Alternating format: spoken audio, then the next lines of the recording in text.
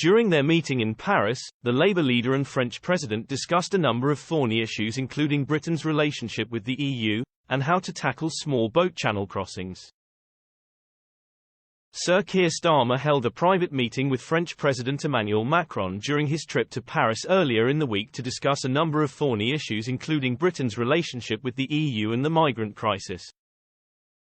This comes as the battle rages in Britain over the Labour leader's plans to recast Britain's relationship with the EU. Discussing the secret talks, Sir Keir revealed they were very political, while The Independent reported the pair covered all the difficult issues, not just the pleasantries. The Labour leader and his top shadow ministers, Shadow Chancellor Rachel Reeves and Shadow Foreign Secretary David Lammy, accompanied him to Paris. Despite the meeting being behind closed doors, it began with an exchange of gifts. Sir Keir presented Mr. Macron with a personalised Arsenal shirt, and in return, he received a pair of cufflinks.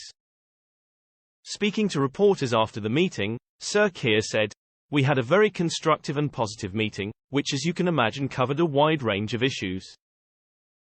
He added, "It was my first opportunity to say how much I value the relationship between our two countries, particularly when it comes to prosperity and security, and how, if we are privileged enough to be elected into power, intend to build on that relationship and make it even stronger than it is today." The controversial meeting in the French capital comes against a growing row in Britain regarding Sir Keir's plans to alter the UK's relationship with the EU. Speaking at a conference of centre-left leaders in Montreal, Canada, Sir Keir said he does not want to diverge from the bloc's rule on workers' rights, food and the environment. Sir Keir said, "Most of the conflict with the UK being outside of the EU arises insofar as the UK wants to diverge and do different things to the rest of our EU partners. Obviously the more we share values, the more we share a future together, the less the conflict. And actually, different ways of solving problems become available.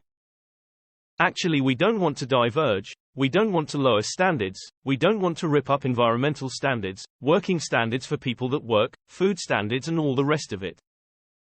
So suddenly, you're in a space where, notwithstanding the obvious fact that we're outside the EU and not in the European Economic Area, there's a lot more common ground than you might think."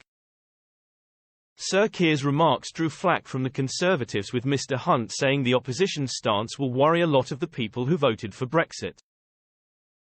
Foreign Secretary James Cleverly said, "Keir voted Remain. Then he backed a second referendum. Then he didn't. Now he wants to rejoin the EU in all but name. What does Labour stand for?" As Tory MPs hit out at his remarks, the Labour leader was forced to tell reporters there was no intention of reversing Brexit, but he added that this does not mean that a Labour government would lower standards on food or lower the rights that people have at work. Both the Montreal meeting and the Paris talks were part of an international tour designed by Labour to portray the Labour leader as a prime minister in waiting. At the same time, France and Germany were said to be pushing plans to offer Britain associate membership of the EU.